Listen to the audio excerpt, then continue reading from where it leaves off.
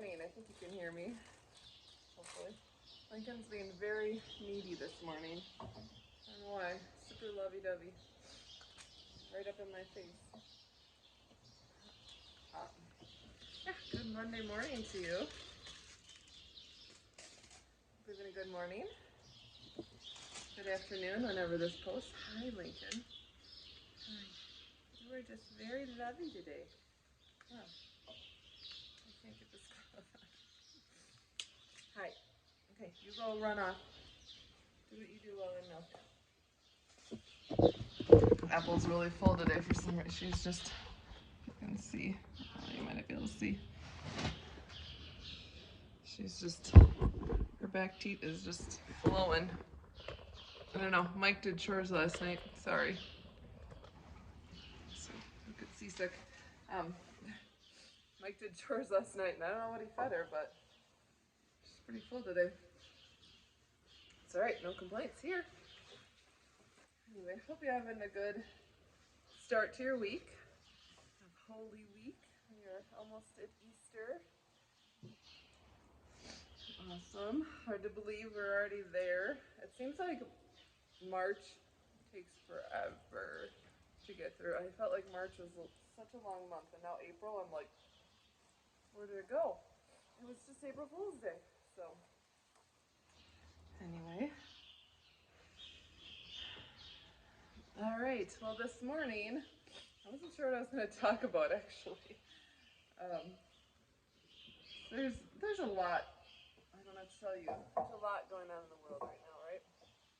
There's a lot we could talk about. But I don't really want to bring up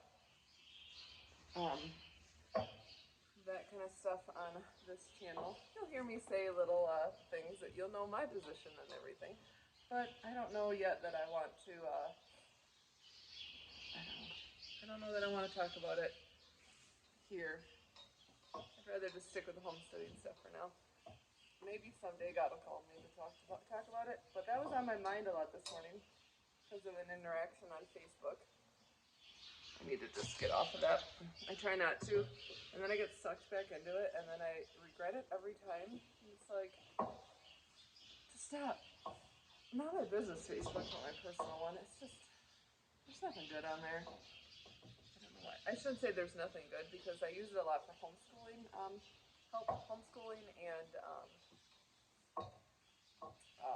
like farm stuff. You know, like there's a lot of good groups with farm things, milking, you know, that type of stuff. So I like that part of it, but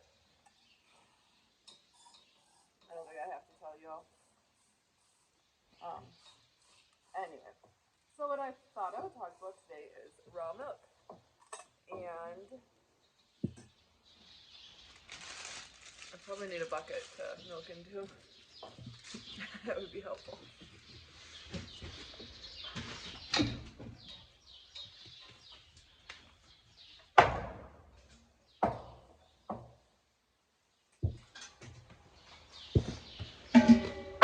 Alright, that's better. Okay, so raw milk and why. You know the drill. Just give me a sec.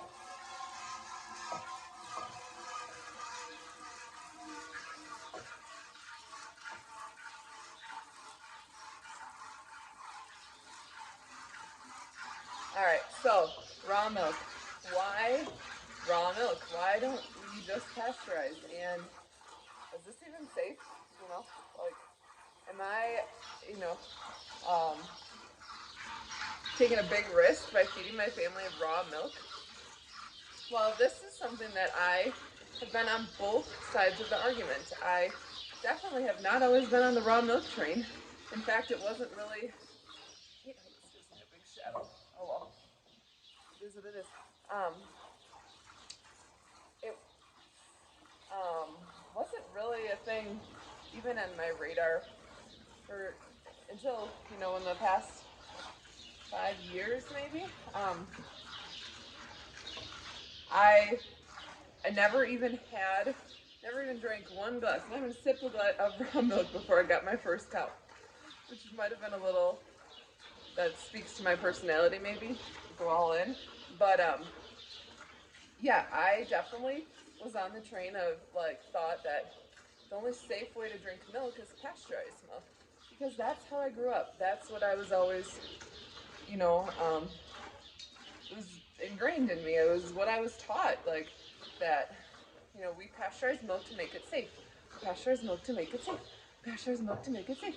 Which in turn means that unpasteurized milk is unsafe. Well, ding ding ding, it's not. In all circumstances. I am not, I absolutely 100% do not deny that that farms with lots of cows should pasteurize their milk. But that, I would never drink raw milk from a farm, a bulk tank, a big farm, because of the, you have less control over what's, the bacteria load, essentially. Um, And I also will put a disclaimer out there that I am not anti-dairy, or clearly I'm not anti-dairy, not anti-dairy farms. I am very anti-big corporate dairy with 5,000, 10,000 gigantic mega farms. Yet that's a whole lot of, no, that's just ridiculous and not necessary and ruining our planet in more ways than I can even begin to go. So, very passionately against those. But I'm not against dairy farmers, absolutely not. We have some of our best friends they have a dairy farm and they are amazing people and they take amazing care of their cows. Amazing. They're wonderful people and I absolutely understand the need for dairy farms. Not mega giant dairy farms. No, they're just running the little guy out and it's ruining our land. Anyway, I digress. I could go off for a long time on that. But, some days, Monday mornings are probably not the best mornings for me to try to collect my thoughts and do this. Um, so, raw dairy, let's kind of backtrack. We drank raw milk. In the history of mankind, raw milk has been consumed forever. Forever. It's in the Bible. It's raw milk from multiple species of animals. From camels, from oxen, from or yaks, reindeer, obviously cattle, goats. It's not just not wasn't always there were no Holsteins in in Jesus's time. Like there were different, depending on your region of the world, and they still are do that.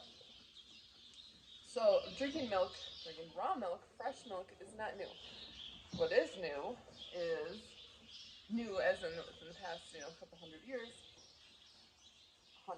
is the going from one cow, two cows, a couple cows to, um, give me a second. It's grain time.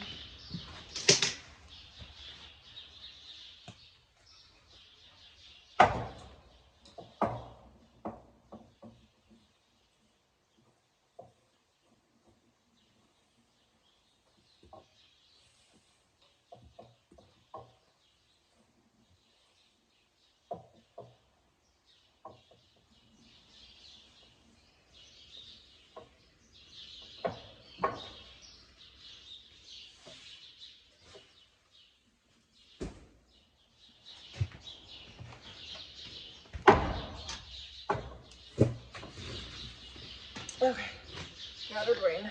Okay. So what is new? What changed? Is why did we have to go to pasteurization? Well, people went from having one cow, two cow, a couple cows, for their family and maybe a few neighbors or whatever. There would be in areas there would always be someone who had cows. If it wasn't, most people had their own cow, and then it became that someone in the area very close to a neighbor had a cow, so you got your milk fresh every day from that neighbor. But then, thank you Lincoln for bumping my stand. But then they want to distribute it, or have more cows and distribute it farther. Well, then that's when we came into an issue of bacteria because it was not able to keep cold. Hello, refrigeration. They didn't have it at the time.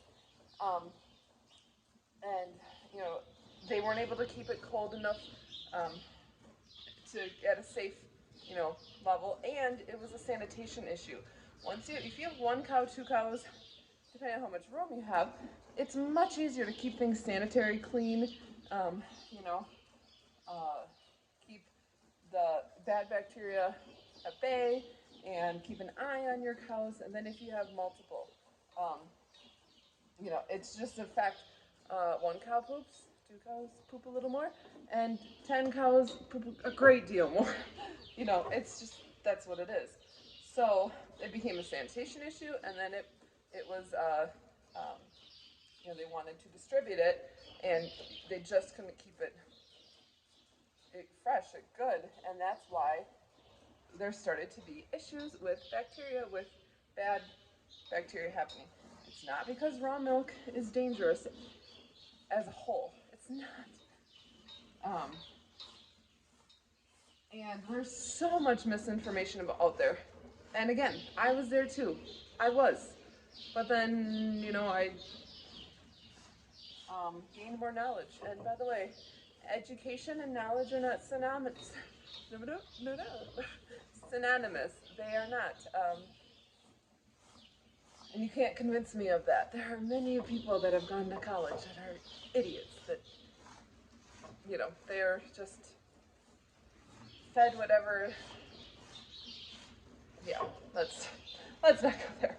Anyways, so I read up a lot on raw milk, and yeah, so that's where raw milk got its bad name. Again, throughout the world, even right now, raw milk is consumed all over, all over. Um, and sure, some people get sick. Yes, it happens. Absolutely. But you know what? A lot of people get sick from pasteurized milk products. In fact, more people get sick from pasteurized milk products than raw milk products because of unsafe handling. Because when you leave pasteurized milk out, pasteurized milk products out, they go bad. When you leave raw milk out, raw milk that is clean raw milk, they just change into something else. The good bacteria converts it into something else. You leave a jar of raw milk out, it becomes clabber. You leave a jar of raw cream out, you get sour cream. That's just how it is. But pasteurized milk has been rid of all bacteria, including the most beneficial bacteria. So it's just going to go bad. The beneficial bacteria can't do their job because they're not there. But again, I do believe that pasteurization is necessary. You know, with dairy farms, they have to. They cannot hand milk their cow and, you know, watch their every single cow as it's being milked to see, you know, to notice just the little things. The very first beginnings of mastitis are, there is no way that they can notice those things. Where if you have one cow, and that's not a cut on them. It's just factual. Like they can't. There's too many cows. They can't notice those things. One cow, I noticed the littlest things with her. The littlest. Knock on wood. We've never had to deal with mastitis with her. I have with other cows, so I'm not naive to that. But I noticed the littlest things, like her mannerisms. I know sometimes I point it out, but you might not notice that I pick up on the littlest things. The tail swish, oh, she's telling me something. Like the littlest things, because I have an intimate relationship with my one cow. I know her. I know what's going on. I also can see right away. I have one bucket of milk. So, and I filter that one bucket of milk. And I can see if there's anything wrong with that immediately. Immediately. And testing is done. We disease test and everything. It's easy to do on one cow. But as long as you have clean milking practices, I wear my gloves to protect her, keep her from getting anything off of my hands, also to keep things clean. I hand wash everything because let's face it, dishwashers are not always the cleanest or the most reliable. So everything gets hand washed. You know, I'm very, very anal about how um, my milking stuff is washed, and that's only I get to wash it because it is so important that we keep cleanliness. But and that's what most raw milk drinkers, you know, people with a dairy cow, they just are very conscious, very aware of what's going on with their one cow. Once you get multiple, you get a whole bunch of cows going on, it's much harder to keep an eye on them. So, raw milk is not inherently bad. I'm not, you know, testing the Lord every time I give my child a glass of raw milk. You know, it's not. It's actually insanely beneficial. The good bacteria is so very beneficial. There are so many good vitamins in cow's milk. It's absolutely mind-boggling. I don't know if I've told you this story. So this is not a like a proven study or anything like that. This is just my own experience, and I think it's fun to share. So we have a Guernsey cow. And if you did not know, Guernseys cannot process beta carotene. And beta carotene, you know, think of carrots, right? Good vitamins in carrots. And, you know, and a lot of vegetables and stuff. But cows can't process it, or Guernsey cows can't. And that is why they have golden milk. You know, their milk is more yellow because of that. They just have, it's just factual, this part is factual. They have more beta carotene in their milk. So, just a fun fact. Well, I am in my 30s, and I've had glasses since I was like 18 or so. Always a low prescription glasses. I didn't ever have anything high prescription, but definitely needed glasses. Okay? So, the past couple years, not this past year, like 2021 when I went in, but the year before, so it's been 2020, my vision got better. And she's like, wow, that's cool, you know, no big deal, your vision got better. It happens, whatever. This year, I don't even need glasses. Like, my doctor was like, you literally don't even need a prescription. Yeah, I think there is other things. I didn't wear my glasses when I wasn't driving. I think I trained my eyes. Sorry, I thought I heard a kid. Could have been a cat or the wind. But I think I trained my eyes too by not wearing my glasses a lot, you know, when I was at home and stuff. But I do like to give Apple a little bit of credit towards that, you know, that I don't need glasses anymore. Doesn't mean I won't need them again, but I think it's pretty cool. Anyways, there's a lot, so much good stuff in cow's milk, in fresh dairy, raw milk. In fact, a lot of people that can't handle, store-bought milk can handle the raw milk because it is more natural. You know, it's not stripped. You know, when they pasteurize, they don't just target the bad bacteria. It takes all the good stuff out. That's why they have to add back in artificial, synthetic minerals and vitamins. Because they have completely stripped milk of the bad stuff and the good stuff. So that's just a little rant about raw milk and how, I shouldn't say rant, I hope it was informative that, and I could have gone farther. And also, one big thing that comes up is tuberculosis. Like, we're going to kill your family because of tuberculosis. Mm-hmm. And then people don't realize, and they get really quiet when you say, well, I live in a tuberculosis-free state that has been tuberculosis-free for years. So the likelihood of my one cow on my one family farm getting tuberculosis is very, very, very minimal. And again, we test our cows, you know, a lot of family cow owners, raw milk dairies, we test our cows. We keep very, very close eye on our cows to make sure that we are um, drinking healthy, safe milk. It's just, that's what it is. I do live in a state, Wisconsin. We are not. We are a big dairy state. Shocker, right? And so big corporate dairy is a big deal. And so for us, raw milk is like practically illegal to drink ourselves, off your own farm. It's really, really, really, really strict laws here. It has nothing to do with safety. Nothing. It has to do with big dairy. Hello, it's a control thing. Again, I could go off on a soapbox on that, but so, raw milk off the farm sales, herd shares, anything like that, it's all illegal here. So if you want raw milk in Wisconsin, you pretty much have to buy your own cow, or yeah. So that I don't believe in at all. I truly believe we are doing a disservice to farmers by not allowing them to sell their milk, raw, tested milk.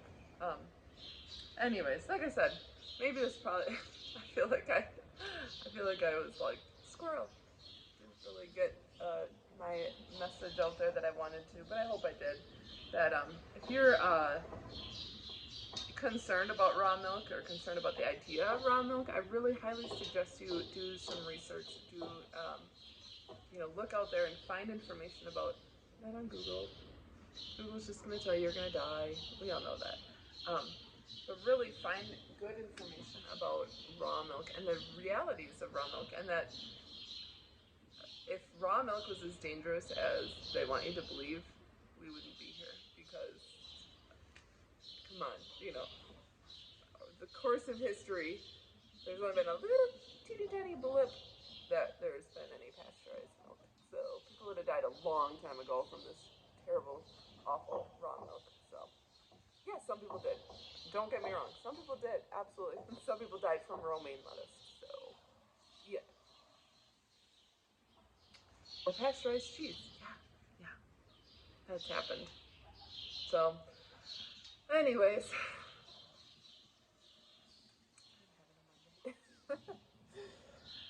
But it's going to be a good week. It's going to be a good week. We have a lot going on. Apple's getting her hoofs trimmed tomorrow. Taking her up to our friends with the dairy farm. It's awesome. Big pro tip for those with family cows: do not get a hoof trimmer to come out to your house if you can avoid it. It's expensive. Much cheaper option is to find a local dairy. I get it, not everyone has that option, but if you do, find a local dairy, find out when the hoof trimmers come into their farm, and they should let you bring your cow out. Like, we bring her out, she's the first one to be done, because it takes them hours, to go through the cattle that they're going to trim. So we bring her out, and she gets her hooves trimmed right away, and I pay him $20, and I'm on my way, and it's wonderful. So, otherwise, I talked to the guy last time, and it'd be,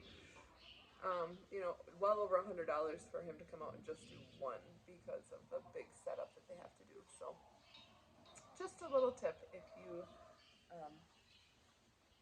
are needing that information. No milk for you. I know, it's just a lover today. He was all over Mike this morning, too. Yeah. Okay. Well, you have a great day. I'll work on my lighting here. Not like in a shadow. You have a great day and a great week, and I will talk to you next time. Bye.